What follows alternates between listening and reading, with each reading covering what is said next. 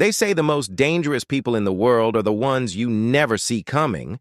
Marcus Chen had survived wars, trained under masters, and walked away from violence.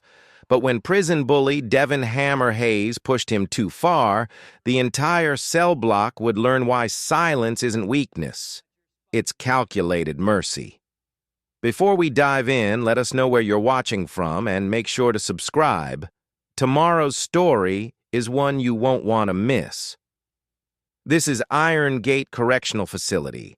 Behind these walls, respect is earned through fear, and weakness is crushed without mercy. For 3 weeks, Marcus Chen, a 42-year-old accountant serving time for a crime he didn't commit, had endured daily humiliation from the prison's most feared enforcer. But what Devon Hayes didn't know was that the quiet man he tormented every morning was once known by a different name in underground fighting circuits across Southeast Asia: the Silent Storm. A master of Jeet Kune Do, who had trained for 25 years and walked away from violence after one fight went too far. Today, that silence would break, not in rage, but in perfect, disciplined control. The steel doors of Iron Gate Correctional Facility closed behind Marcus Chen with a sound that seemed to swallow hope itself, a deep, mechanical groan followed by the magnetic click of locks engaging at 3 separate points. Marcus didn't flinch. His face remained expressionless, though his dark eyes moved with the careful precision of someone who had spent a lifetime reading rooms before entering them. Chen, Marcus, Cell Block D, Tier 3, Cell 47. The processing officer's voice was mechanical, drained of empathy by years of watching men enter these walls. Marcus nodded once, accepting the bundle of prison blues, a thin mattress roll, and a plastic bag containing basic toiletries. His hands were steady as he signed the intake form. Unusual for a first-timer, the officer noted but didn't comment on. At 42 years old, Marcus looked like someone who had been erased by life rather than shaped by it. He stood 5'9", slim build, with graying hair cut short and wire-rimmed glasses that gave him the appearance of a middle-school math teacher. His movements were economical, unhurried, and somehow deliberate, like each step had been measured before he took it. Breathe in for 4. Hold for 4. Breathe out for 4. Hold for 4. The breathing pattern was automatic now, something his Sifu had drilled into him 25 years ago in a humid Hong Kong warehouse that smelled of liniment and sweat. A warrior who cannot control his breath cannot control his mind. A warrior who cannot control his mind cannot control his body. And a warrior who cannot control his body is already dead. Marcus pushed the memory down as he followed the guard through a series of corridors, painted in industrial gray-green, each one more oppressive than the last.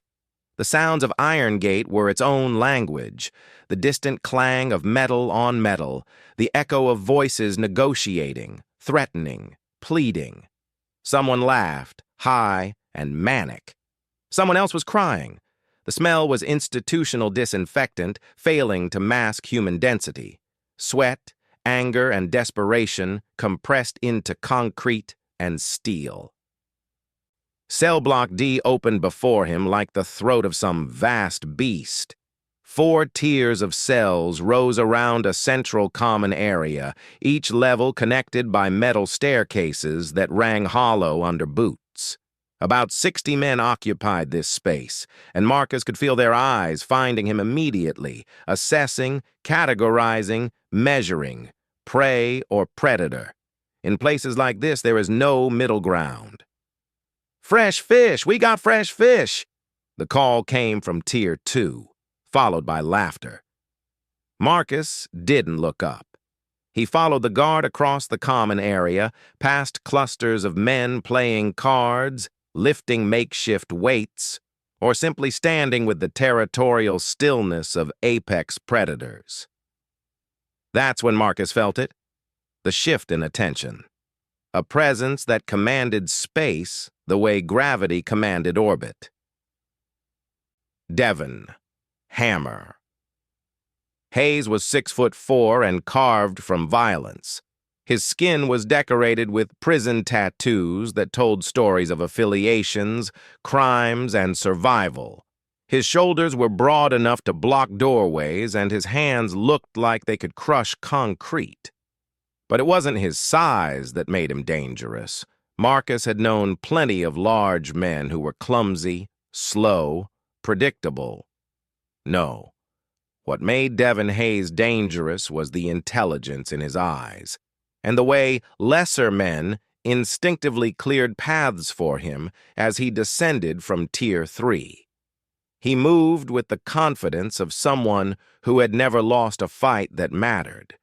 27 years old, serving 12 years for aggravated assault, and the undisputed king of Cell Block D. "Hold up, Officer Patterson." Devon's voice was surprisingly smooth, almost friendly. The guard stopped, his body language shifting to subtle deference despite the uniform. Interesting, Marcus noted. The official power structure here is a fiction. Devon approached slowly, deliberately, giving Marcus time to appreciate the theater of intimidation. 3 other inmates flanked him, his lieutenants. One was Latino, covered in gang markings. Another was a massive white man with a shaved head and dead eyes. The third was lean and twitchy, probably the enforcer who handled the dirty work. "You must be the new accountant." Devon's smile didn't reach his eyes. "Heard about you. White-collar fraud, right? Embezzlement? Man like you probably thought you were too smart to end up in a place like this." Marcus said nothing. His face remained neutral, his breathing unchanged. He simply looked at Devon with the quiet patience of someone waiting for a storm to pass. "Oh, we got a quiet one." Devon stepped closer, invading Marcus's personal space in a way calculated to provoke reaction. "That's okay. You'll learn to speak when you're spoken to. You'll learn a lot of things. See, I run a little education program here. Make sure new arrivals understand how things work. You look like a smart guy. I'm betting you're a quick learner." The guard shifted uncomfortably. "Hayes, let the man get to his cell." "Of course, Officer Patterson. Just being friendly, welcoming our new neighbor." Devon's hand shot out, gripping Marcus's shoulder with enough force to make most men wince. "We're going to be real good friends, Chen. Real good friends." Marcus's eyes flickered, just for a microsecond, to Devon's grip. He noted the position of the thumb, outside, vulnerable, the angle of the wrist, rotated inward, compromised leverage, the distribution of weight, forward, unbalanced. In his mind, 3 counters presented themselves in rapid succession, each one requiring less than 2 seconds to execute. Each one would leave Devon Hayes on the ground, confused about what had just happened. Instead, Marcus simply nodded. "Thank you for the welcome."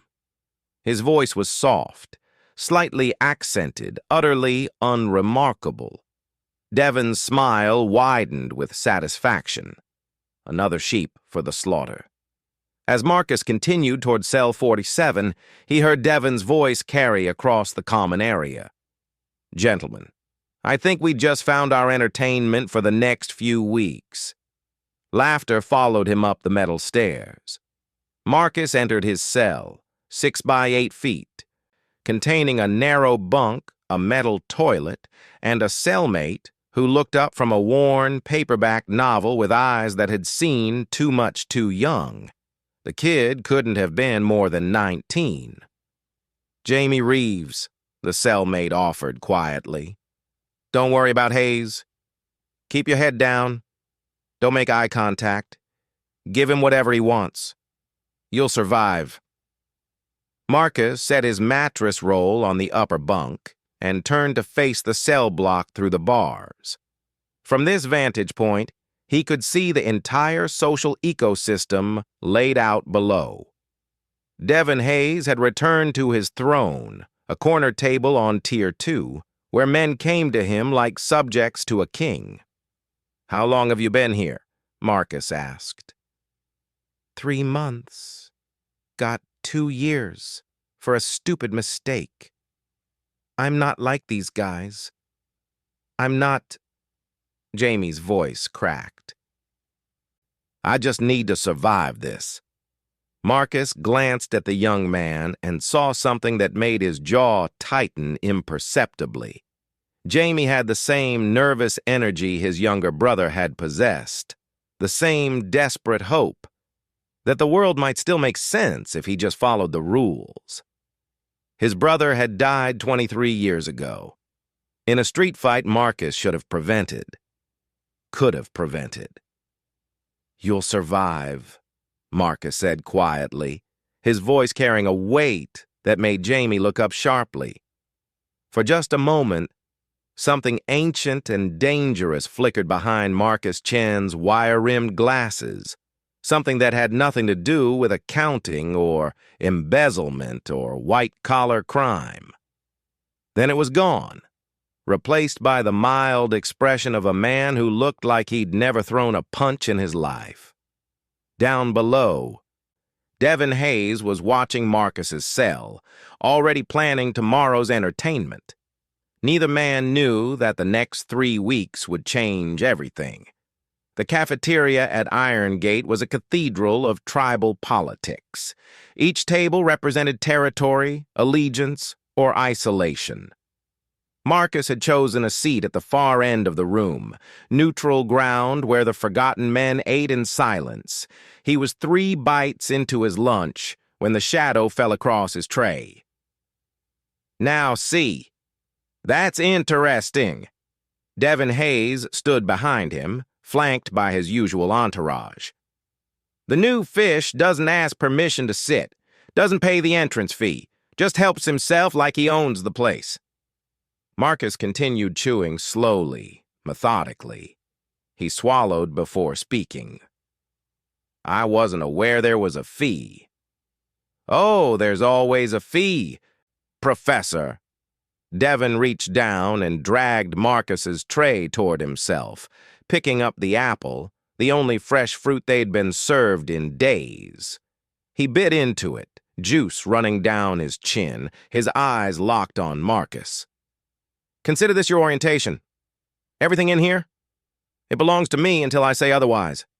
Your food, your commissary, your dignity. The cafeteria had gone quiet. 70 men watched, waiting to see if the new fish would bite or bow. Marcus's hands rested flat on the table. In for 4. Hold for 4. Out for 4. Hold for 4. His Sifu's voice echoed from decades past. The master does not react to provocation. The master observes, calculates, and chooses his moment. Anger is a fire that consumes the wood of wisdom. I understand, Marcus said quietly. Devon's smile faltered, just for a second.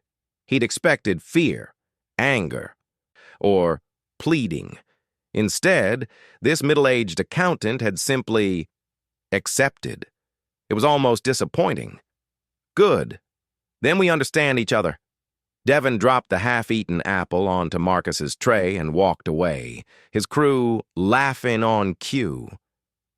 Jamie, sitting across from Marcus, whispered urgently, Why didn't you say something? Anything? Marcus picked up the apple, examining the bite marks. Because words wouldn't have changed the outcome. He's establishing dominance. This is just the beginning. The beginning? Jamie's voice pitched higher. How do you know? Marcus didn't answer, but in his mind, he was counting. Devon had violated his space from behind, a tactically weak position that suggested overconfidence. His crew had stood in a predictable formation. The lean one with the twitchy energy had kept his right hand near his waistband, probably a concealed shank. Observe everything. React to nothing. Until the moment demands action. That night, alone in his bunk while Jamie slept below, Marcus performed a kata in his mind, each movement precise, flowing from one to the next like water. His body remained perfectly still, but in his consciousness, he was moving through forms he'd practiced 10,000 times. It was meditation. It was preparation. It was remembering who he used to be before he'd sworn off violence, before the fight that killed someone who didn't deserve to die. The yard was where reputation lived or died. Concrete basketball courts, rusted weight equipment, and clusters of men moving through their daily rituals like sharks circling in predetermined patterns. Marcus had been walking laps alone, a habit that kept him moving, observant, and separate from the social hierarchies. He'd just completed his third circuit when Devon's voice boomed across the yard. "Chen, get over here!" Every head turned. Marcus stopped, his face neutral, and walked toward Devon's group near the weight benches. 30-plus inmates drifted closer, sensing entertainment. "You know what I've noticed?" Devon was doing bicep curls with a homemade dumbbell, a metal bar with concrete-filled paint cans welded to each end. "You walk around here like you're on a college campus, all peaceful, all educated. But this ain't a campus, Professor. This is the yard. And in the yard, we got standards." He dropped the weight with a thunderous clang. "Drop and give me 50 push-ups. Right now." Marcus stood motionless. His hands relaxed at his sides. A flashback hit him suddenly, unbidden. His Sifu, Master Lock, standing in a similar position 20 years ago. "A student once asked me, 'How do I know when to fight?' I told him, when every other option has been exhausted, and someone you love will be harmed by your inaction." That moment has not yet arrived, Marcus. Do not confuse ego with necessity. "I'd rather not," Marcus said quietly. The yard went electric. Someone actually gasped. No one refused Devon Hayes. Devon's smile was terrible to behold. "What did you just say?" "I said I'd rather not. Push-ups aren't productive for either of us. You're asserting dominance you already have. I'm not challenging it. This is theater." For a heartbeat, Devon looked genuinely surprised. Then his massive hand shot out, gripping Marcus by the shirt and lifting him partially off the ground. The fabric strained but held. "You think you're smart? You think words are going to save you?" Devon's breath was hot on Marcus's face. "Drop, now, or I'll put you down myself." Marcus's eyes locked onto Devon's, and for just a microsecond, so brief that most people missed it, something cold and ancient flickered in those dark pupils. Something that calculated 17 ways to escape the grip, 14 ways to counterattack, and 3 ways to end the confrontation with Devon unconscious before his crew could intervene. Then Marcus dropped smoothly to the ground and began doing push-ups. His form was perfect, military precision. He breathed in rhythm, down on the inhale, up on the exhale. 1, 2, 3. The watching crowd began to murmur. 10, 15, 20. His arms didn't shake, his breathing didn't labor. 30, 35, 40. Devon's smile faded as he realized this wasn't humiliation. It was a demonstration. At 50, Marcus stood smoothly, not even winded, and looked at Devon with that same neutral expression. Is there anything else? Devon's fist came out of nowhere. A sucker punch aimed at Marcus's solar plexus with enough force to drop most men. But in the fraction of a second before impact, Marcus shifted his weight almost imperceptibly, and the blow glanced off his ribs instead of crushing his diaphragm. He doubled over convincingly, gasping, playing the victim. But Officer Rodriguez, watching from the tower, saw something the others missed. Marcus Chen had moved before the punch fully committed. He'd read it, adjusted, and minimized damage while maintaining the appearance of complete vulnerability. Rodriguez had been a corrections officer for 30 years. He'd seen thousands of inmates, and he knew, with absolute certainty, that Marcus Chen was the most dangerous man in this yard. The question was, why was he hiding it? Mail call was sacred. It was the one thing Devon Hayes' power couldn't touch. Letters from the outside world carried by official channels, protected by regulations, even the guards enforced. Marcus had received 3 letters over 3 weeks, each one from his daughter, Lily. He kept them in a carefully folded bundle under his thin mattress, and each night he would read one before sleeping. A ritual that kept him human. On the 21st day, Marcus returned from work detail in the prison library to find Jamie sitting on the floor, his face pale. "I'm sorry," Jamie whispered. "I tried to stop them. I swear I tried." The letters were gone. Marcus's hands, which had remained steady through every indignity, trembled for the first time. "Where?" "The common area. Devon has them. He's reading them out loud." Marcus walked to the cell entrance and looked down.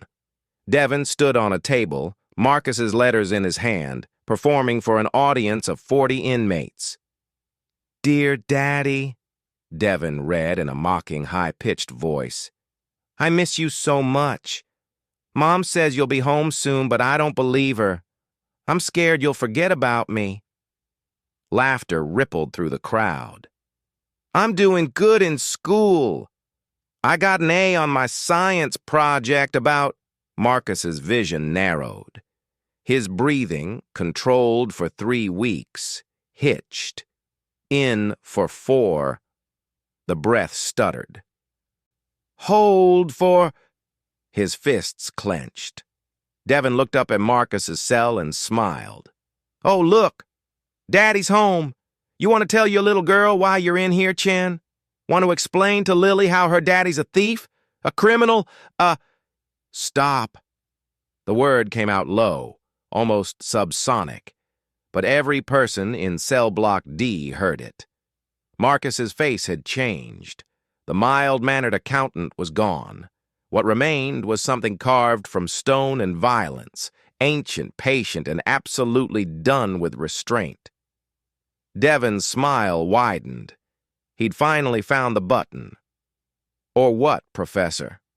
What are you going to do about—" The letter depicting his daughter's drawing, a stick-figure family holding hands, was ripped in half, and Marcus Chen began walking down the stairs with movements that were no longer quite human. Each step was measured, perfect, inevitable. Like a storm that had been gathering for 3 weeks was finally about to break. Officer Samuel Rodriguez had seen the violence coming 3 steps before it arrived. From his position in the observation tower overlooking the common area, he'd watched Marcus Chen descend those stairs with the measured precision of a man who had made a decision. A terrible, irreversible decision. Rodriguez's hand had moved instinctively to his radio, his thumb hovering over the emergency button that would flood the block with riot response guards in under 90 seconds. But something made him wait. In 30 years of corrections work, Rodriguez had developed an instinct about men and violence. He'd seen thousands of fights, clumsy brawls fueled by rage, calculated attacks driven by gang politics, desperate struggles for survival.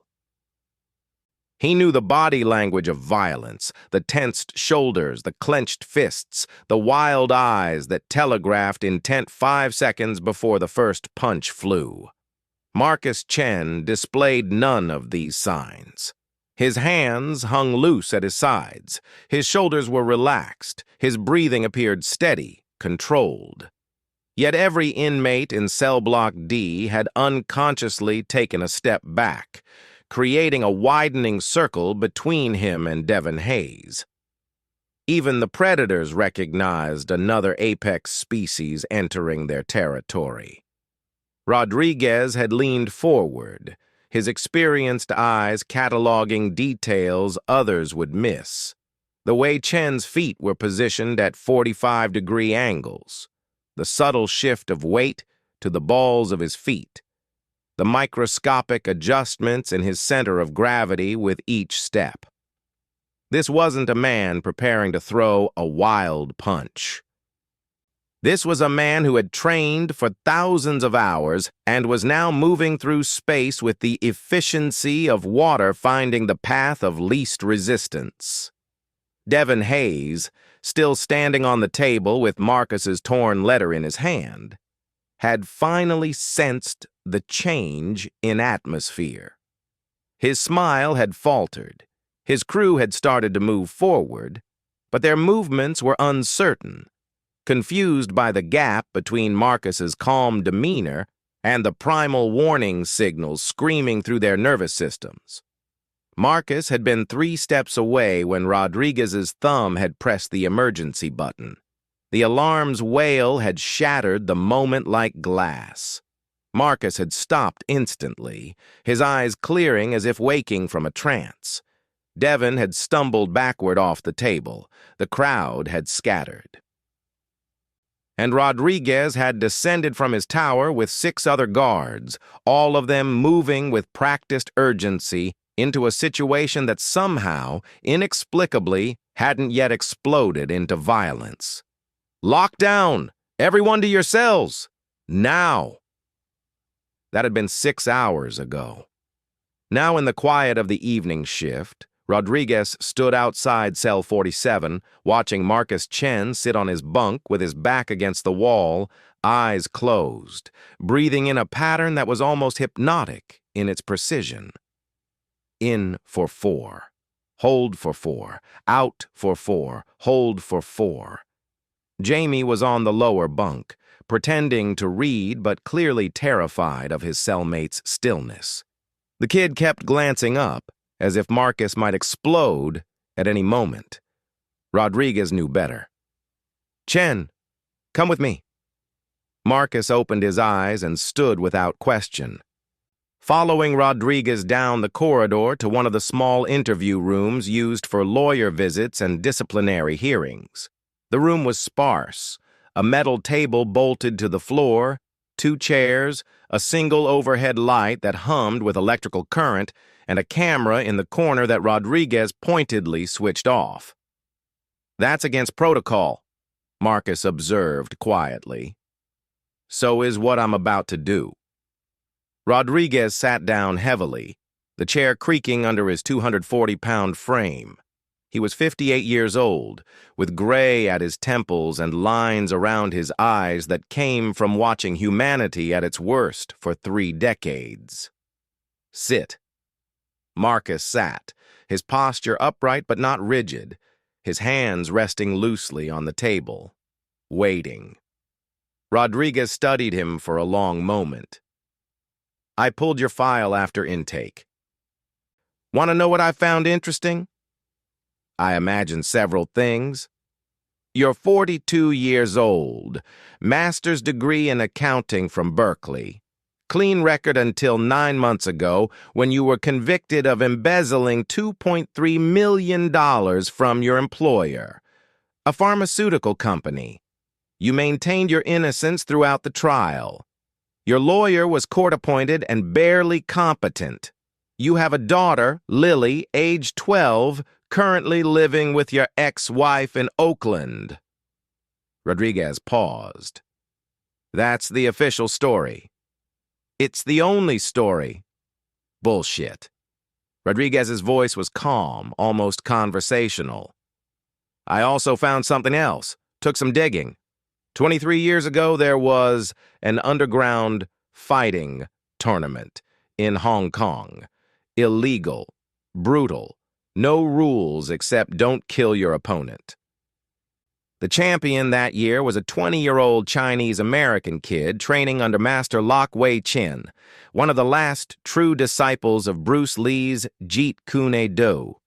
The kid fought under the name Silent Storm, won 14 consecutive matches. Then, in his 15th fight, something went wrong. His opponent, a Russian mixed martial artist, suffered a cerebral hemorrhage from a perfectly placed strike, dead before he hit the canvas.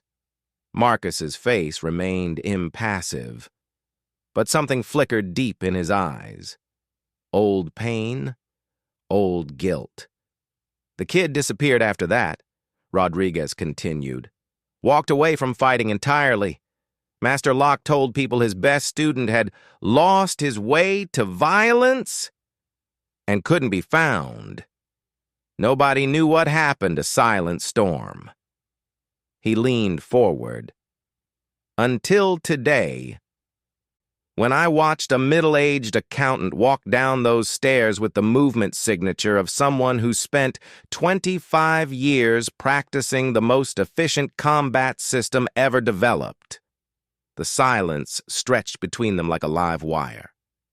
Finally, Marcus spoke, his voice barely above a whisper. "That person doesn't exist anymore. He died the same night that Russian fighter did. I made a vow, to my Sifu, to myself, to the memory of what I'd done, that I would never use those skills again. Never. I walked away, became someone else, someone safe, someone who couldn't hurt people. And yet here you are, in one of the most violent environments in the state, surrounded by predators, being systematically brutalized by a psychopath with a god complex."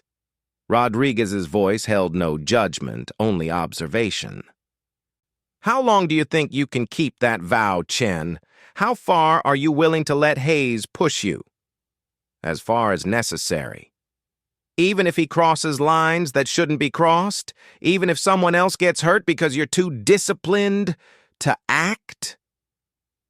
The question hung in the air like a blade. Marcus's jaw tightened almost imperceptibly. "Why are you telling me this? Why turn off the camera?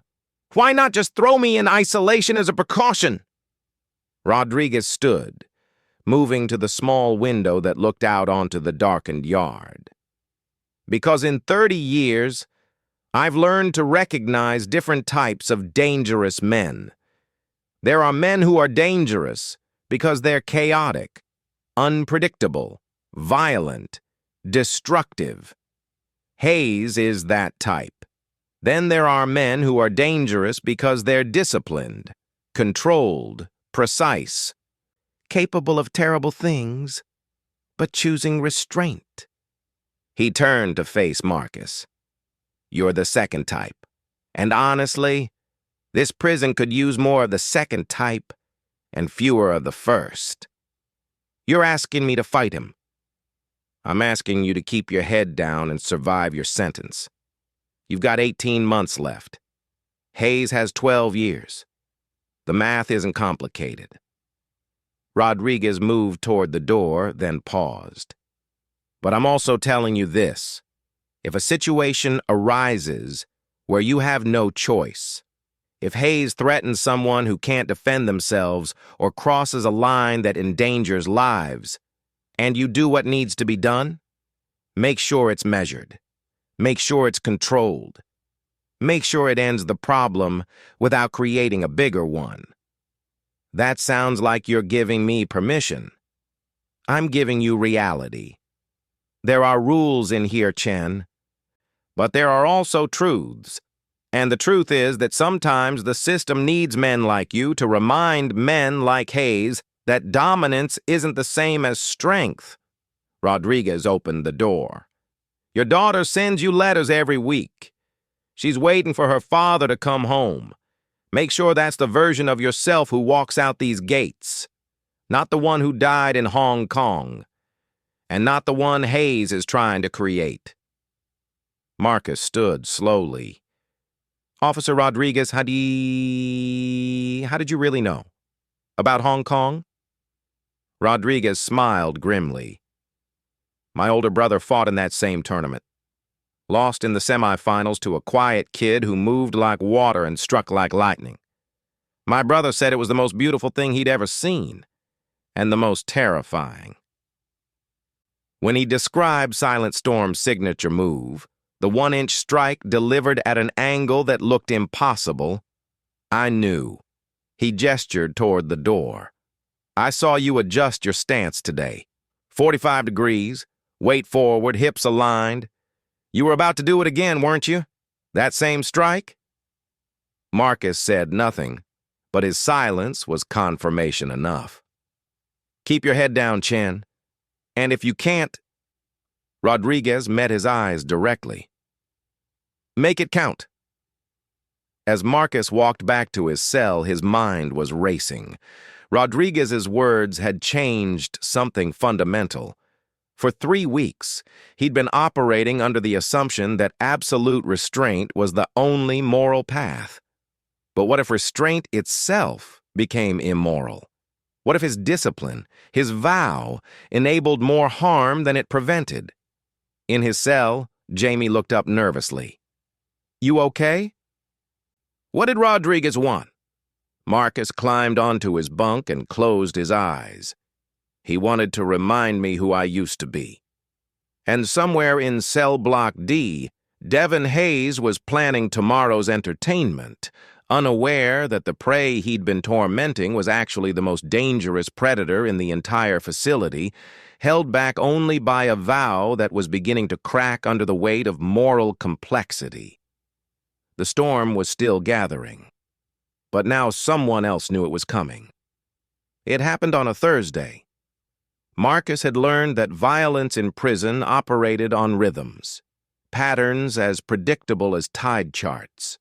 Devon Hayes had been unusually quiet for 2 days following the lockdown, nursing what Marcus suspected was wounded pride.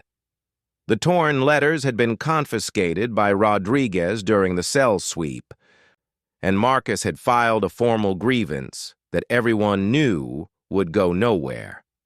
But filing it had been important. It was a line in the sand, a paper trail, a statement that some boundaries existed even in a place designed to strip men of dignity. What Marcus hadn't anticipated was Devon's need to reclaim dominance through a different vector. It was 4:47 p.m., 17 minutes before dinner count. Marcus was in the library, his work assignment, reshelving books with the methodical precision he brought to every task. The library was his sanctuary, a pocket of silence where the prison's violence felt distant, theoretical. He was sliding a worn copy of The Count of Monte Cristo back into its slot when he heard the commotion from the common area. At first, it was just raised voices, normal background noise in cell block D. Then he heard something that made his hands freeze on the book spine. Jamie's voice, high-pitched, terrified, pleading. Marcus moved to the library entrance. From his vantage point on Tier 3, he could see down into the common area where a crowd had formed in a loose circle, the universal shape of prison entertainment. At the center stood Devon Hayes, and suspended in his massive grip, feet dangling 6 inches off the ground, was Jamie Reeves. The 18-year-old looked like a child in Devon's hands. His face was reddening, his fingers clawing uselessly at the forearm that held him by the throat against the concrete wall, not choking him, not yet, but demonstrating absolute control, making him helpless, making him an object lesson. See, this is what happens, Devon's voice carried across the block, when your cellmate forgets his place, when he files paperwork, when he thinks rules apply to me. He shook Jamie like a rag doll. Your boy Chen thinks he's smart, thinks he can hide behind procedure, but everybody in here knows the truth. There's only one law that matters. My law. Marcus's breathing pattern broke. In for 4, stuttered. Hold for, failed entirely. He descended the stairs, his feet moving on autopilot while his mind fractured into 2 simultaneous tracks. The first was flooded with memory. Visceral, unwanted. 23 years old, but fresh as yesterday. His younger brother, Daniel, only 16, pressed against a brick wall in a San Francisco alley. 3 gang members around him. Daniel's terrified eyes finding Marcus in the crowd. Please, Marcus, please help me. And Marcus, newly arrived from Hong Kong, still intoxicated by his tournament victories, had walked away. You need to learn to handle your own problems, he'd said. 4 hours later, Daniel was in the hospital with internal bleeding. 3 days later, he was dead. The guilt had driven Marcus to train harder, fight more, seeking redemption through violence, until the Russian fighter's death had shown him the truth. Violence wasn't redemption. It was just more death wearing a different mask. The second track of Marcus's mind was utterly calm, clinical, operating at a level of consciousness that most people never accessed. This part was cataloging everything. Devon's grip on Jamie's throat, thumb and 4 fingers, standard stranglehold, but elevated. Poor leverage, requires significant strength to maintain. Vulnerable.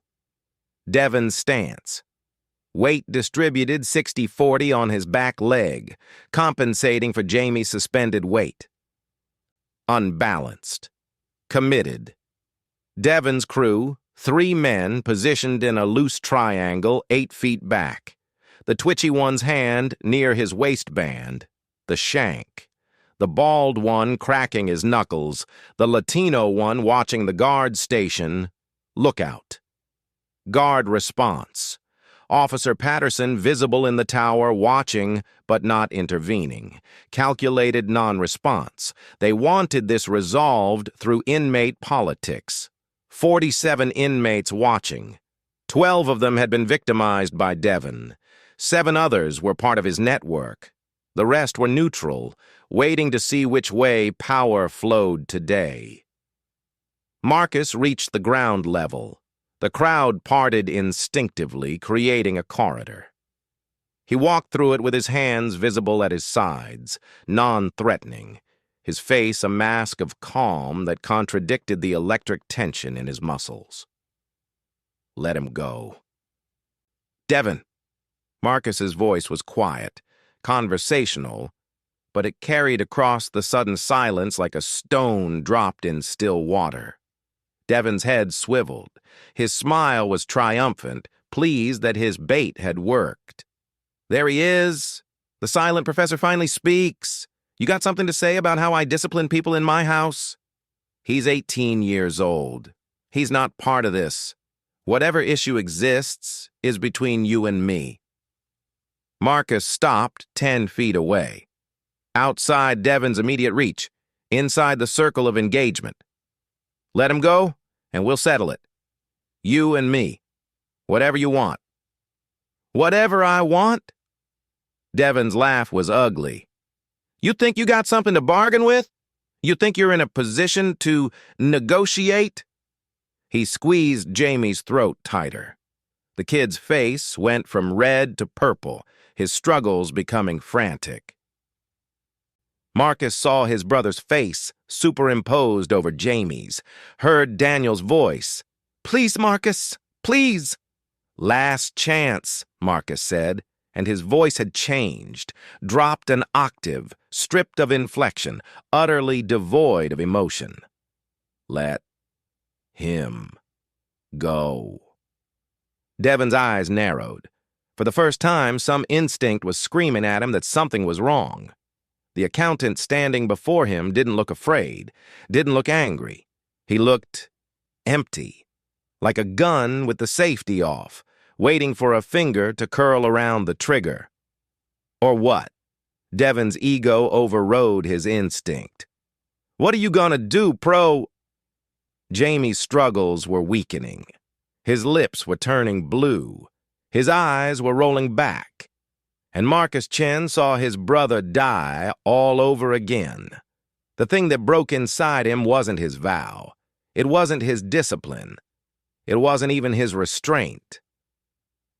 It was his capacity to live with watching another innocent person suffer because of his inaction. Marcus's eyes changed. The mild-mannered accountant, the man who had absorbed 3 weeks of humiliation, who had filed paperwork instead of fighting back, who had chosen bureaucracy over violence, that man vanished like smoke. What remained was silent storm. His breathing shifted into a pattern he hadn't used in 23 years, rapid, shallow, hyper-oxygenating his blood. His weight settled into a stance his body remembered like muscle memory. Feet shoulder width, knees soft, hips rotated 45 degrees, center of gravity lowered. His hands, which had hung loose at his sides, rose slowly into a guard position that Bruce Lee had called the formless form, ready for anything, committed to nothing. Officer Rodriguez, watching from the tower, leaned forward and spoke quietly into his radio. All units, stand by on cell block D. Do not, repeat, do not, intervene unless weapons are visible. Let this play out. The veteran officer knew what was about to happen. He'd seen that stance before 20 years ago, in grainy footage his brother had shown him from Hong Kong. Devon saw none of this. He saw only a middle-aged accountant shifting his weight, raising his hands in what looked like a tentative, amateurish fighting pose. "Oh, you want to dance?" Devon dropped Jamie, who crumpled to the ground, gasping and choking.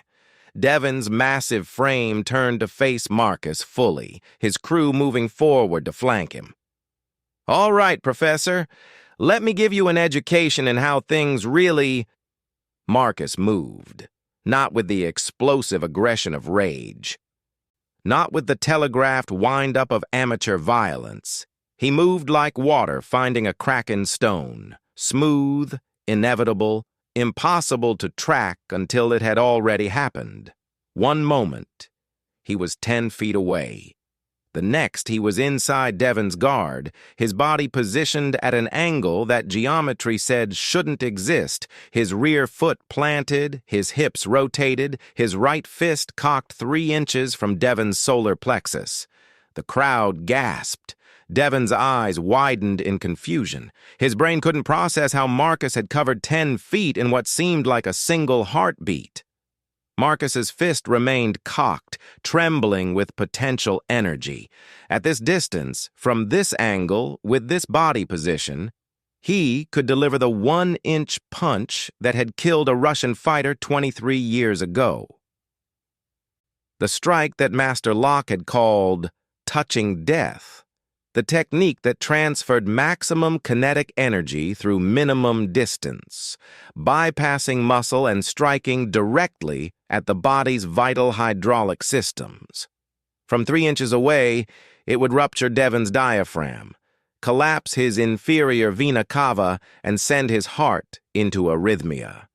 He would be unconscious in 3 seconds, dead in 90.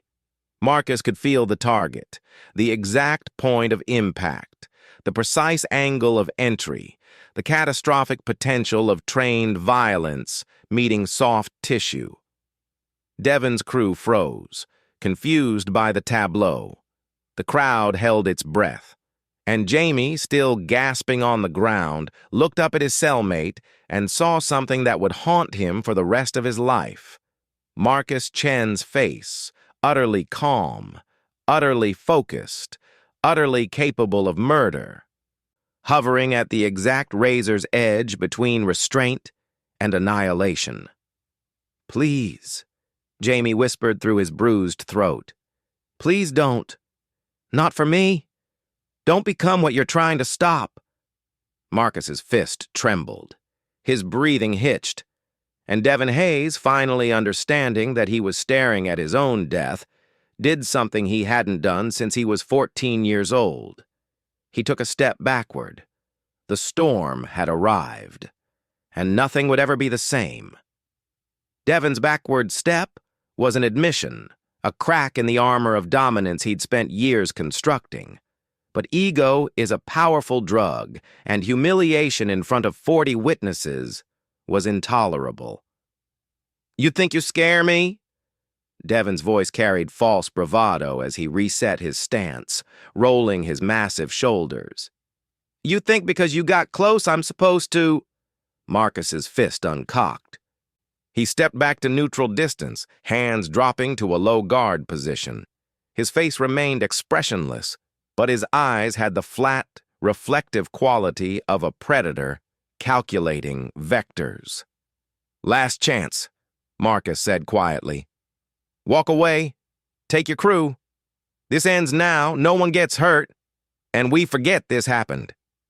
Devon's laugh was sharp, mocking. "You got lucky with that move, old man. But luck runs out." He lunged forward, throwing a heavy right hook with the form of someone who'd won 100 fights through raw power and intimidation. It was fast for a man his size, faster than most inmates could have evaded. Marcus wasn't most inmates.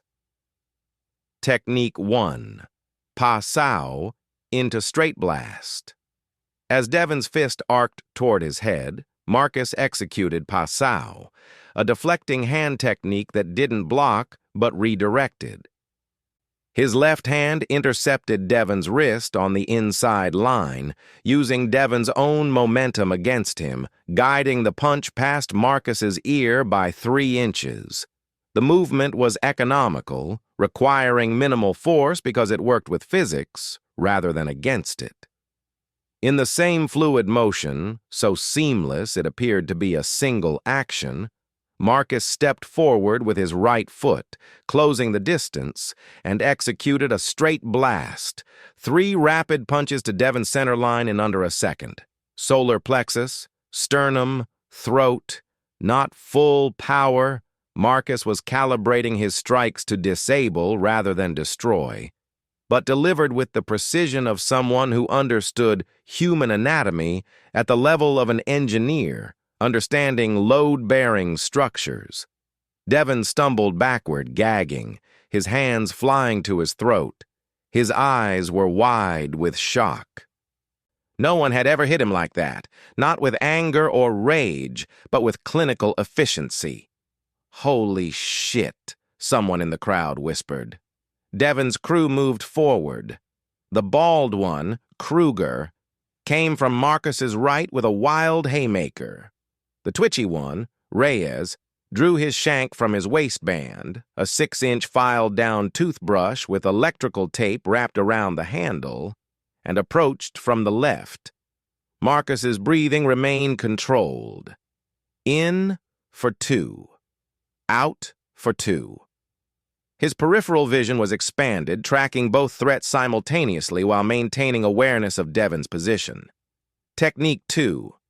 Simultaneous attack defense.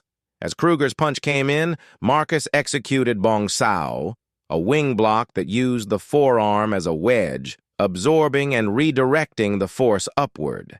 The impact traveled through Marcus's arm into his body structure, dissipating harmlessly through his rooted stance.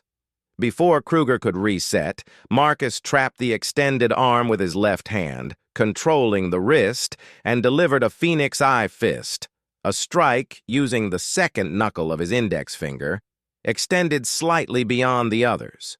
to the radial nerve cluster just above Kruger's elbow. The nerve strike was precise, targeted, devastating. Kruger's entire arm went numb instantly, hanging useless at his side. He stumbled away, his face pale with shock, cradling the dead limb. Simultaneously, Reyes thrust the shank toward Marcus's kidney, a killing blow. But Marcus had already rotated, his body angling to make himself a smaller target. The blade passed through empty air where his torso had been a millisecond before. Technique 3. Weapon disarm. Marcus's right hand snapped out in a movement called lop sao, a pulling hand technique. He caught Reyes's wrist mid-thrust, yanked it forward, adding momentum to Reyes's own committed motion, and rotated the arm in a tight circle that violated the joint's natural range of motion. The shank clattered to the concrete floor. Reyes screamed as his shoulder joint hyperextended to the edge of dislocation, painful but not permanent. Marcus released him immediately and Reyes collapsed, clutching his shoulder out of the fight.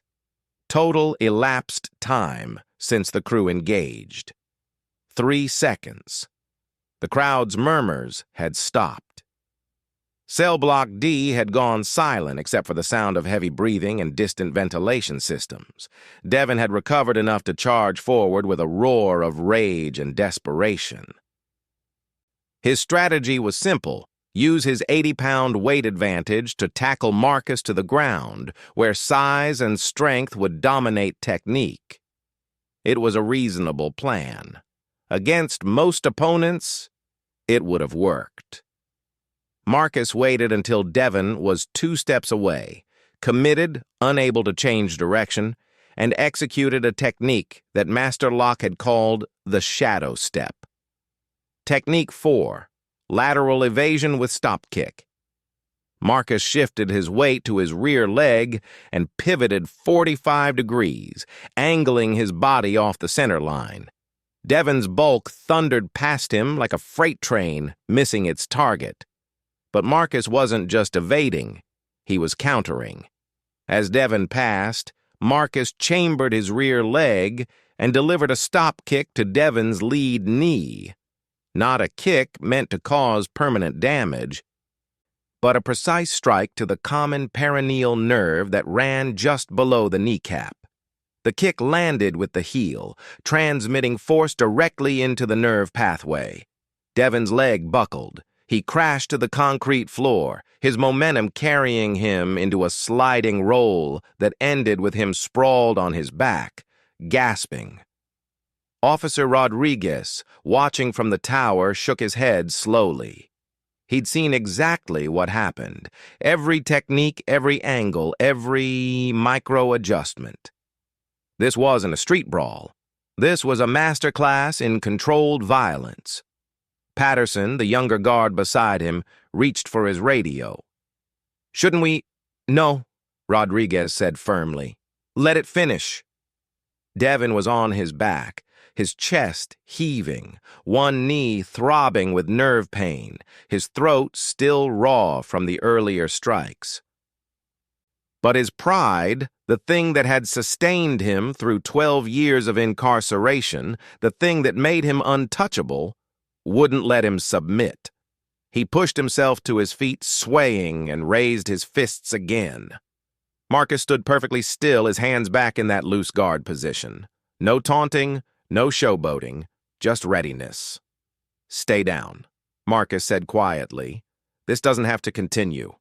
"Fuck you." Devon spat blood onto the concrete. "I'm gonna break you in half." He lunged forward one final time, throwing a desperate combination. Left jab, right cross, left hook. Each punch slower and more predictable than the last, fueled by rage rather than strategy. Technique 5. Intercepting fist. Marcus waited for the precise moment when Devon's right cross extended to full commitment, the moment when his weight was forward. His center of gravity compromised, his defenses open. Then Marcus executed Jeet Tech, the intercepting fist, the signature technique of Jeet Kune Do, the move Bruce Lee had built an entire philosophy around. It wasn't a block followed by a counter. It wasn't two movements. It was a single action. Marcus's fist traveling in a straight line to the target while simultaneously deflecting Devon's incoming punch with his forearm. The geometry was beautiful. Marcus's strike arrived at Devon's jaw a fraction of a second before Devon's punch could land, interrupting the attack by removing the attacker's capacity to complete it. The punch landed on the point of Devon's chin with controlled force. Enough to scramble his neurological systems. Not enough to shatter bone. It was the same strike boxers called the button, the spot where minimal force created maximum effect through leverage and nerve disruption. Devon's eyes rolled back, his knees buckled. He collapsed like a demolished building, unconscious before he hit the ground. Silence. Absolute, profound silence in cell block D. 40 inmates stood frozen, their reality fundamentally rewritten. Devon "Hammer" Hayes, the man who had ruled this place through fear and violence for 3 years, lay unconscious on the concrete floor, and standing over him, barely breathing hard, was a 42-year-old accountant who had just dismantled 4 men in 43 seconds with movements most of them couldn't even properly track. Marcus's hands dropped to his sides. His breathing returned to its normal pattern. In for 4, hold for 4, out for 4. Hold for 4. The violence left his body like steam evaporating, leaving behind only the quiet, unassuming man who reshelved books in the library. He turned to where Jamie still sat on the ground, watching with wide, tear-streaked eyes. "Are you hurt?" Marcus's voice was gentle, concerned, the voice of a father, not a fighter. Jamie shook his head mutely. Marcus extended his hand. Jamie took it, and Marcus pulled him to his feet with surprising gentleness. "Go to medical. Have them check your throat. Tell them exactly what happened. Devon grabbed you first. I want that documented." "Marcus?" Jamie's voice was hoarse. What are you?" Marcus glanced down at Devon's unconscious form, and for just a moment, something like sadness crossed his face. Someone who forgot why he stopped fighting. Someone who just remembered. Officer Rodriguez's voice crackled over the loudspeaker. "Medical to the common area. Chen, stay where you are. Everyone else, back to your cells. Lockdown in 2 minutes." As the crowd dispersed, slowly, reluctantly, still processing what they'd witnessed, Marcus knelt beside Devon and checked his pulse. Steady. Strong. He'd wake up with a concussion, bruised ribs, a sore throat, and a completely shattered self-image. But he'd wake up. Marcus had kept his promise to himself. Incapacitate without permanent injury. Control without conquest. But as he straightened and saw the mix of fear, respect, and awe in the eyes of every inmate who looked at him, Marcus understood something profound. The violence hadn't changed Devon. It had changed everyone's understanding of who Marcus Chen really was. And there was no going back. Devon Hayes regained consciousness 17 seconds after hitting the ground. His first sensation was the taste of copper, blood from where he'd bitten his tongue during the fall. The second was the cold concrete against his cheek. The third was the profound, disorienting confusion of a man whose entire understanding of reality had just been violently rewritten. His vision swam as he tried to focus. Shapes resolved slowly. The fluorescent lights overhead, the circle of faces staring down at him, and, closest of all, Marcus Chen, kneeling beside him with an expression that contained no triumph, No satisfaction, no anger. Only concern. "Don't move too quickly," Marcus said quietly, his hand on Devon's shoulder, steadying, not restraining. "You hit your head. You'll be disoriented for a few minutes." Devon's brain struggled to process this information.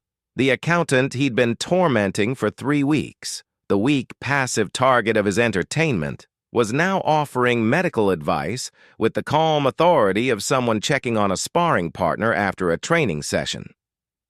"What?" Devon's voice came out slurred, uncertain. "What happened?" "You lost consciousness," Marcus said simply. "Medical is on the way." The memories came flooding back in fragments. Jamie's terrified face, his own hand around the kid's throat, Marcus's impossibly fast approach, and then nothing. Just disconnected images of movement too quick to follow. Pain appearing in places before he understood he'd been hit, and the final realization that he was fighting something completely beyond his comprehension. Humiliation crashed over him like a physical wave. Not just the loss. Devon had lost fights before, years ago, before prison hardened him into something more brutal. But the manner of the loss. He'd been dismantled, made to look foolish. His crew had been taken apart like children playing at violence, and 40 witnesses had watched it happen. His reputation, the only currency that mattered in here, was gone. "I'm going to help you sit up," Marcus said. "Slow movements." Marcus's hands, the same hands that had just rendered him unconscious with surgical precision, now supported Devon's back with surprising gentleness as he eased him into a sitting position. The consideration in the gesture was somehow worse than mockery would have been. It suggested that Marcus didn't see him as a threat, didn't see him as anything worth hating or humiliating in return. Devon looked around the common area. His crew stood at a distance.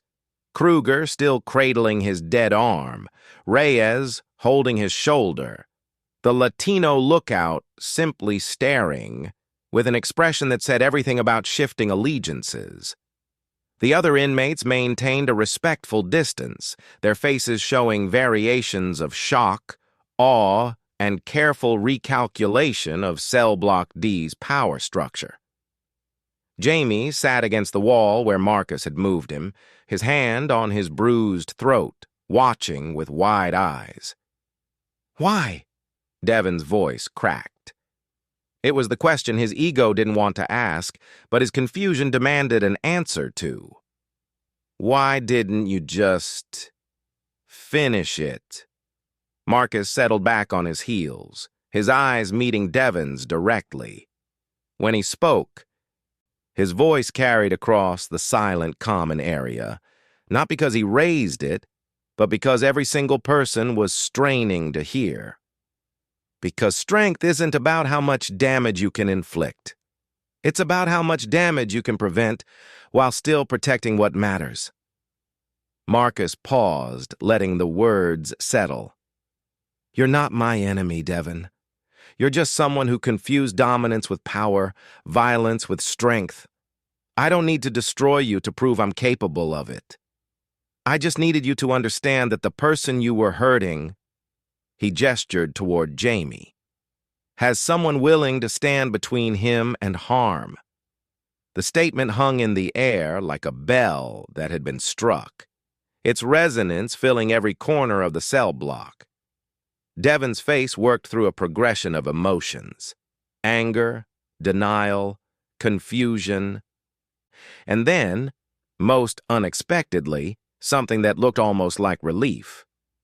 The burden of being the apex predator, of maintaining dominance through constant violence, of never being able to show weakness or uncertainty, had been crushing him for 3 years. And in 47 seconds, Marcus had removed that burden entirely. "I could have killed you," Devon said, though even as the words left his mouth, he knew they were false. He'd never been in control of that confrontation. Not for a single second. "No," Marcus said, gently but firmly. "You couldn't have. And that's not an insult, it's just reality. I've trained in combat systems for 25 years.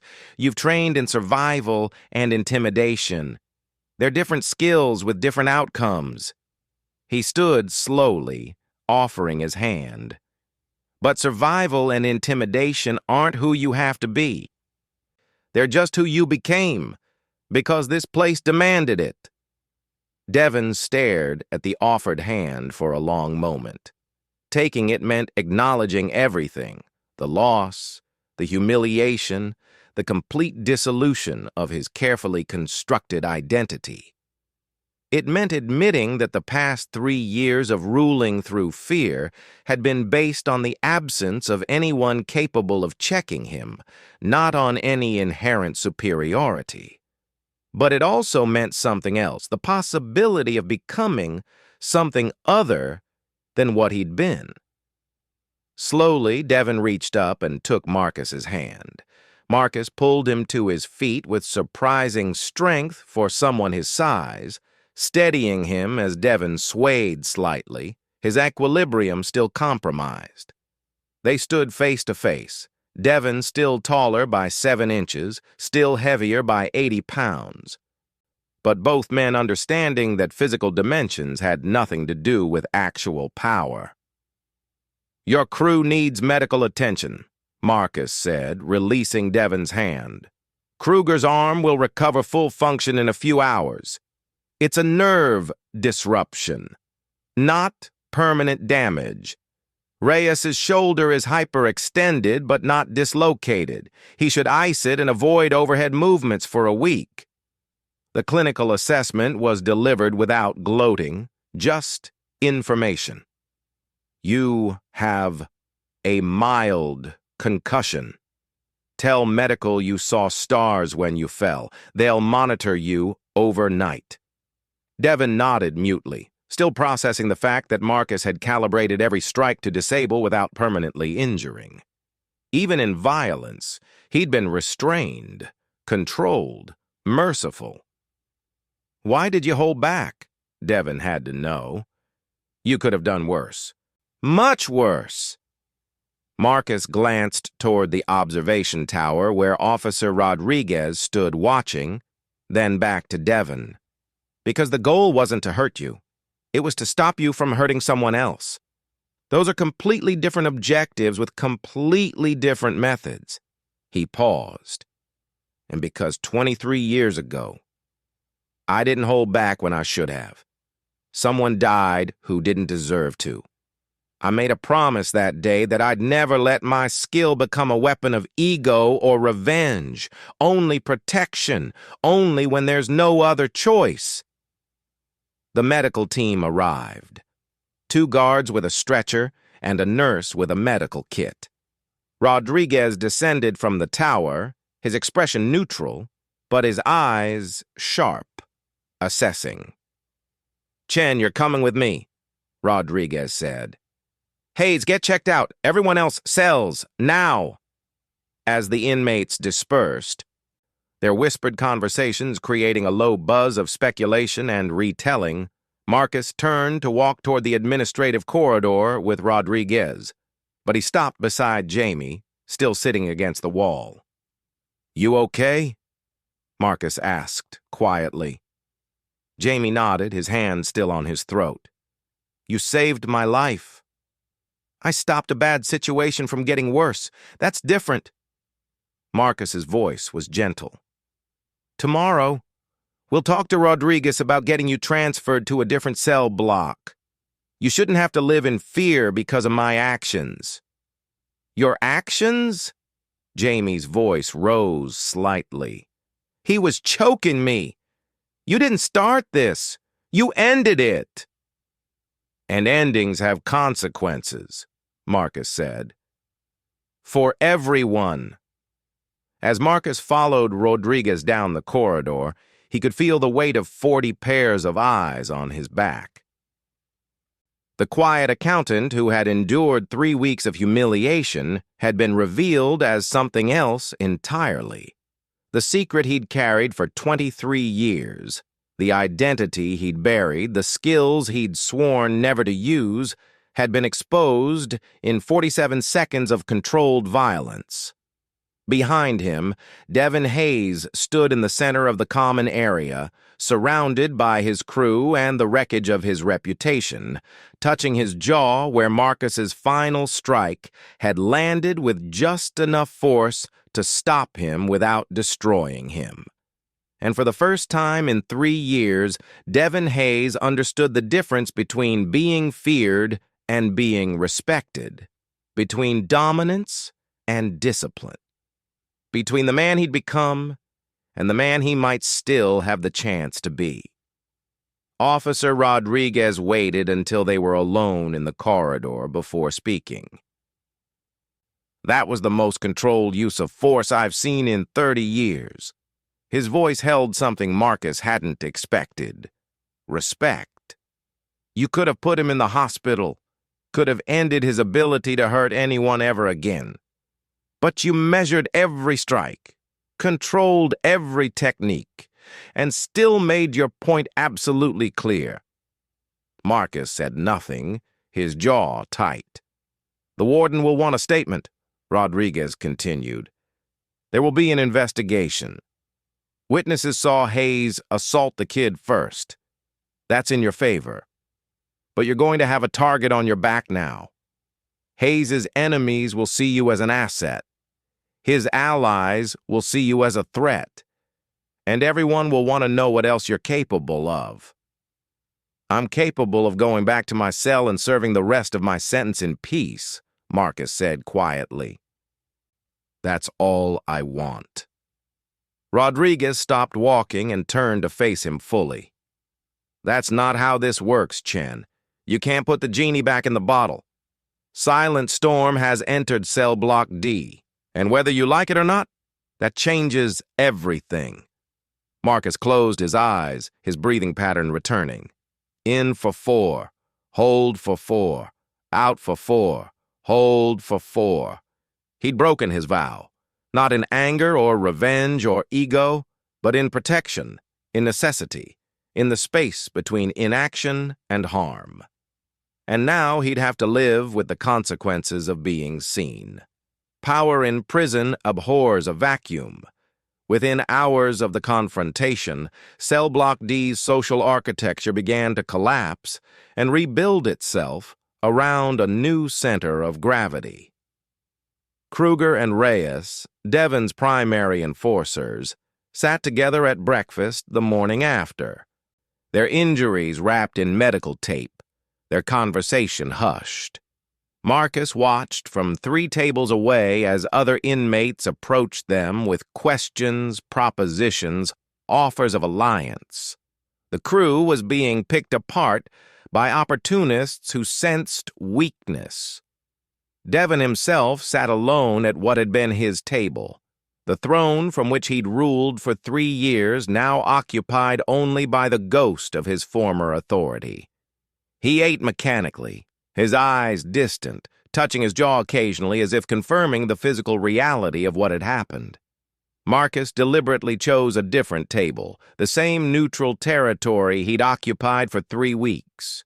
He wanted no part of the power realignment happening around him, but intention and reality rarely aligned in places like Iron Gate. "Mind if I sit?" The question came from an older inmate named Torres, mid-50s, serving time for manslaughter. He'd been one of Devon's frequent victims, extorted for commissary, forced to do laundry, subjected to casual humiliations.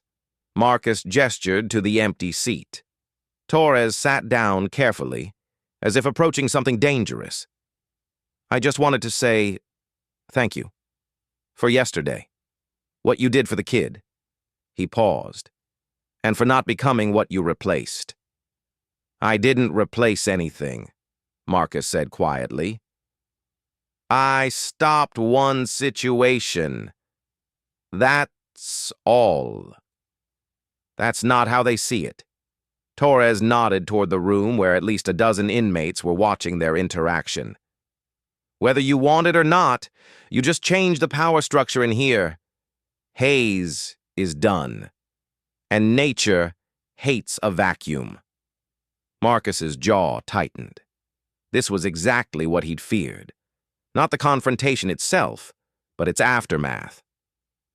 The expectation that he would step into Devon's role, that violence had earned him authority, that strength demanded leadership.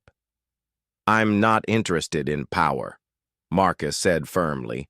I'm interested in serving my time and going home to my daughter. Torres studied him for a long moment. Then you're a rare man, Chen. In here, most people would have taken that display and built an empire on it. He stood to leave, then paused. But if you're serious about just wanting peace, you might want to make that clear before people start making assumptions that pull you into conflicts you don't want. After Torres left, Marcus sat alone with his tray, the weight of unwanted attention pressing down on him like physical force. Day 3. The approach. The library had always been Marcus's sanctuary, but now, even here, he wasn't alone. Young inmates found excuses to be there during his work shifts, reshelving books near him, asking questions about titles, lingering in his peripheral vision like planets orbiting a sun they'd just discovered. Marcus understood what they were doing, trying to decode him, to understand how a quiet accountant had dismantled the block's most feared predator, looking for the secret, the trick, the shortcut to his capability. Jamie was there too, transferred to a new cell, but still gravitating toward his former cellmate. The kid's throat was still bruised, yellow-green now instead of purple, but healing. They're calling you the professor, Jamie said quietly, approaching Marcus at the returns desk. Not like before when Devon said it to mock you. Different now. Like respect. Respect based on fear is just fear with better marketing, Marcus replied, stamping a returned book with more force than necessary. Is that what your martial arts teacher taught you? Marcus paused, looking up at Jamie. The kid's eyes held genuine curiosity, not the predatory assessment Marcus had been getting from others. My Sifu taught me that violence is a language, Marcus said slowly. And like any language, it can be used to communicate different things. Most people in here use it to say, I'm dangerous, stay away. But it can also say, I'm protecting something, or this line doesn't get crossed, or even, I'm disciplined enough not to hurt you worse than necessary. Can you teach me? The question came out rushed, desperate. Not to fight like you, I know that takes years, but just how to stand like you do, how to breathe like that, how to not be afraid all the time. Marcus set down the stamp, considering. Teaching violence, even in the name of self-defense, felt like a betrayal of his vow. But teaching discipline, breathing, presence, that was something different. Meet me in the yard tomorrow during rec time, Marcus said. Bring anyone else who's interested, but understand, I'm not teaching you how to fight. I'm teaching you how to be calm in chaos. The rest is up to you. 7 young inmates sat in a rough circle in the far corner of the yard, away from the basketball courts and weight equipment. Jamie was there, along with 2 other first-timers, 3 guys in their early 20s serving short sentences, and 1 19-year-old named Marcus recognized from the dining hall. Always jumpy, always scanning for threats. Marcus sat cross-legged before them, his posture upright but relaxed. Officer Rodriguez watched from the tower, his expression unreadable, but his body language suggesting permission granted through non-interference. "Close your eyes," Marcus instructed. Several inmates hesitated, uncomfortable with the vulnerability. "I know it feels dangerous, but for the next 10 minutes I'm watching. No one will touch you." Slowly, reluctantly, they complied. "Breathe in for 4 counts. Hold for 4. Out for 4. Hold for 4. This is called box breathing. Navy SEALs use it before combat operations. It regulates your nervous system, slows your heart rate, and gives your prefrontal cortex, your thinking brain, time to override your amygdala, your fear brain." Marcus's voice was calm, measured, hypnotic in its steadiness. "In this place, you're constantly in threat assessment mode. Your body is flooded with cortisol and adrenaline. You're living in fight or flight 24 hours a day. That's exhausting. That's how they break you, not through violence, but through unrelenting stress. In for 4. Hold for 4. Out for 4. Hold for 4. This breathing pattern is your reset button. 5 minutes of this and your body chemistry changes, your blood pressure drops, your muscles relax, your mind clears, you stop being reactive and start being responsive. That's the difference between surviving and living." They breathed together in silence for 5 minutes. When Marcus finally told them to open their eyes, he saw the subtle changes. Looser shoulders, clearer eyes, slower breathing. Small shifts, but visible. "That's it?" one of the older inmates asked, sounding almost disappointed. "That's the secret?" "There is no secret," Marcus said.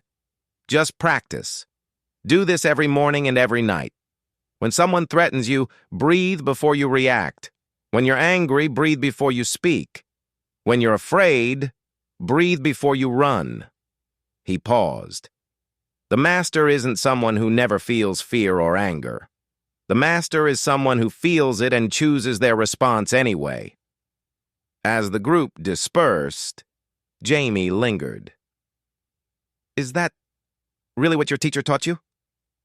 Just breathing?" Marcus smiled slightly, the first genuine smile anyone had seen from him in weeks. "My Sifu spent the first 6 months teaching me nothing but breathing and standing.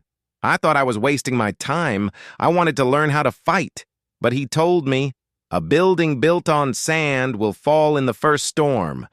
Learn to stand before you learn to move. Learn to breathe before you learn to strike." I didn't understand then, but I do now.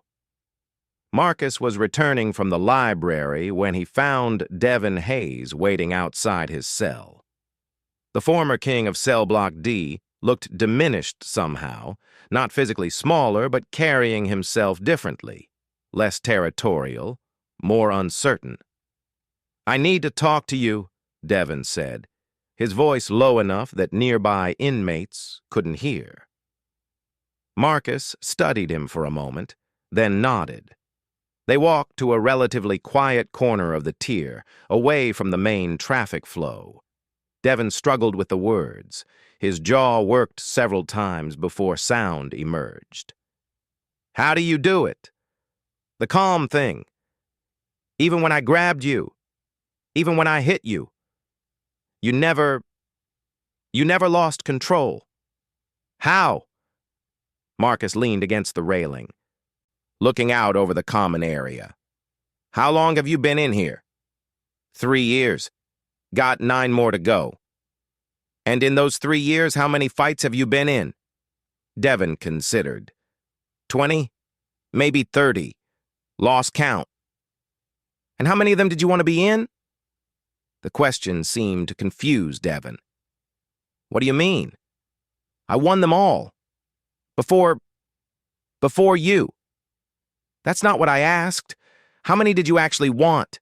How many did you start because you genuinely wanted to hurt someone versus how many you started because this place demands it?" Because showing weakness means becoming a victim? Because the role you built requires constant maintenance through violence? Devon was quiet for a long moment. None of them. I didn't want any of them. I just had to. No, Marcus said gently but firmly. You felt like you had to. There's a difference. I spent 3 weeks being your target, Devon. I absorbed everything you did. And I didn't fight back. Not because I couldn't, but because I chose not to. Until you crossed a line that made inaction more harmful than action. But how do you choose? How do you know when to act and when to just take it? Marcus turned to face him directly. You ask yourself one question. Is my ego involved or is someone going to get hurt? If it's your ego, your pride, your reputation, your anger, you breathe and let it go. If it's protection, someone vulnerable needs help, someone's being harmed and can't defend themselves, then you act. But you act with precision and control, not rage. Devon touched his jaw again, that unconscious gesture that had become habitual. I've been angry for 3 years straight. I don't know how to not be angry anymore. Then start with breathing, Marcus said. Every morning, before anyone else is awake, sit on your bunk and breathe. In for 4, hold for 4, out for 4, hold for 4. Do it for 5 minutes, just 5. See if it changes anything. That's it? That's your advice? That's where discipline starts. Not in the dramatic moments, in the quiet ones, in the choice to sit still when everything in you wants to move, to breathe slowly when everything in you wants to react. Marcus paused. You've spent 3 years being what this place demanded. Maybe it's time to be what you actually are underneath all that. Devon nodded slowly, processing. Then, unexpectedly, I'm sorry. For your daughter's letters. For the kid, for... He gestured vaguely. All of it. I know, Marcus said. And surprisingly, he did. The apology wasn't complete. Devon had a long road ahead before he truly understood the harm he'd caused. But it was a beginning. As Devon walked away, Officer Rodriguez appeared at Marcus's side, seemingly from nowhere. You're teaching them breathing exercises, Rodriguez observed. Is that against regulations? No, it's just unexpected. Most men in your position would be building an army. You're building something else entirely. Marcus looked out over Cell Block D, where the power dynamics were still shifting, still uncertain, still dangerous. But there, in the far corner of the yard, he could see 3 of the young inmates sitting in a circle, eyes closed, breathing together. I'm not building anything, Marcus said quietly. I'm just trying to make sure when I leave this place, I don't leave more damage behind than there was when I arrived. Rodriguez nodded slowly. That might be the most revolutionary thing anyone's ever tried in Iron Gate. And for the first time since arriving, Marcus felt something other than regret about using his skills. He felt purpose. 6 weeks later, the call came during breakfast. Chen, Marcus, report to the warden's office immediately. The dining hall went quiet.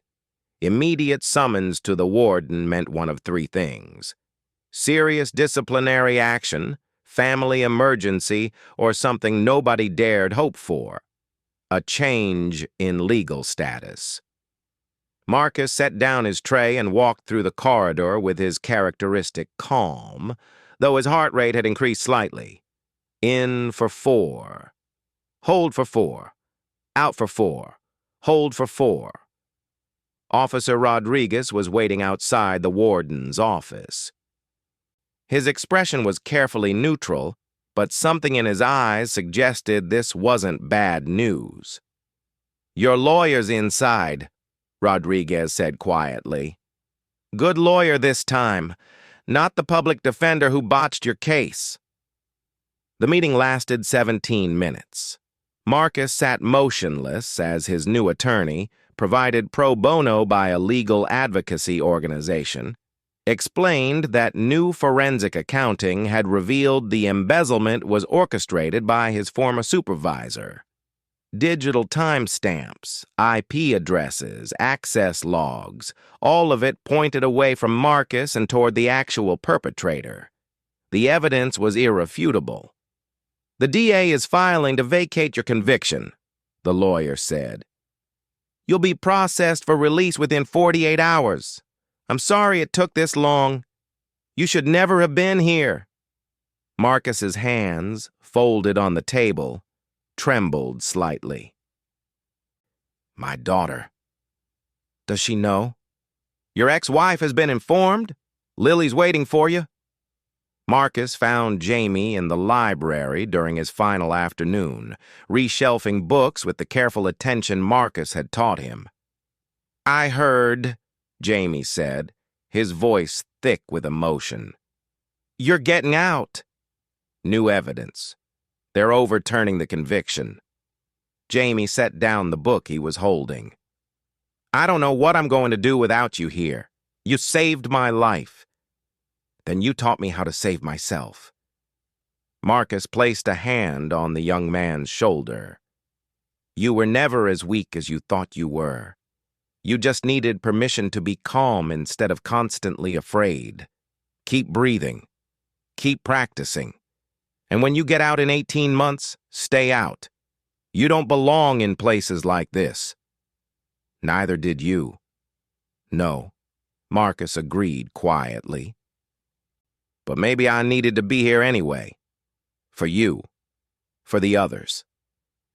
Devon was in the yard, sitting alone, not isolated by fear anymore, but by choice. Marcus approached, and Devon looked up with an expression that had changed fundamentally over 6 weeks. The aggression was gone, replaced by something more contemplative. "Heard you're leaving," Devon said. "Tomorrow morning." "Probably the best thing that could happen to Cell Block D. You staying would have complicated things."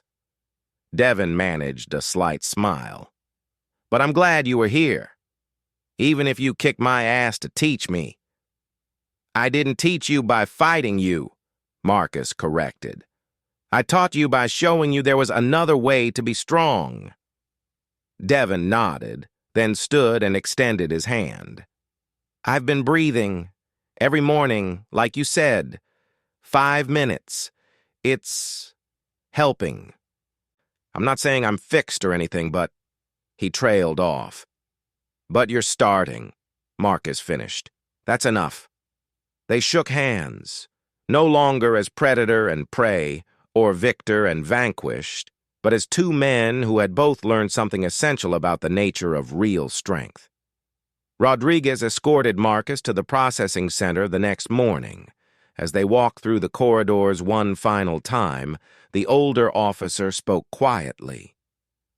"I did some more digging after your fight with Hayes, found footage from that Hong Kong tournament, found articles about Silent Storm, found the incident report about the Russian fighter." He paused. "And I found Master Locke's obituary from 4 years ago. In it, he mentioned his greatest student, the one who understood that the ultimate technique is the one you never have to use." Marcus's jaw tightened. "I broke my vow to him." "No," Rodriguez said firmly. "You honored it. You used violence as a last resort, in protection of someone helpless with perfect control and zero excess. That's exactly what he taught you. Not to never fight, but to fight only when necessary, and to do it with discipline." They reached the final checkpoint. Rodriguez extended his hand. "You changed something in there, Chen. Those kids you taught, they're still meeting every morning, still breathing, still practicing calm. Devon Hayes enrolled in the GED program. Kruger requested a transfer to the mental health wing for anger management. Rodriguez's grip was firm. You didn't just survive Iron Gate. You made it a little less brutal for the people who come after you. That wasn't the plan, Marcus said softly. The best things never are. The steel doors of Iron Gate Correctional Facility opened before Marcus Chen, with a sound that felt like exhaling after holding your breath for months. October sunlight, unfiltered by bars or reinforced glass, touched his face for the first time in nearly a year. Lily was there, running toward him with tears streaming down her face, and Marcus caught her in his arms, the weight and reality of her more precious than anything he'd ever held. "Daddy," she sobbed into his shoulder, "you're really home." "I'm really home," he whispered. As they walked toward the parking lot where his ex-wife waited by the car, Marcus glanced back once at the massive concrete structure that had held him. Behind those walls were men still learning to breathe, still practicing discipline, still discovering that strength wasn't about domination, but control. He thought of his Sifu's final lesson, the one Marcus had only truly understood in Cell Block D. The warrior's greatest victory is the battle he wins without fighting. But sometimes, the hardest battle is choosing not to fight when you could. And sometimes, the most important fight is the one that teaches others they don't have to. Marcus turned away from Iron Gate and toward his daughter, toward his life, toward the future. He had been Silent Storm once. He had become it again, briefly when necessary. But now he was just Marcus Chen, father, accountant, and a man who had learned that the truest strength was knowing when violence was necessary, executing it with precision and mercy, and then walking away from it entirely. The hardest battles, he understood now, weren't won with fists. They were won with restraint, discipline, and the courage to be gentle when the world demanded you be hard. Have you ever stood up for yourself or someone else? Drop a comment below and share your story. Don't forget to like, share, and subscribe for more inspiring stories.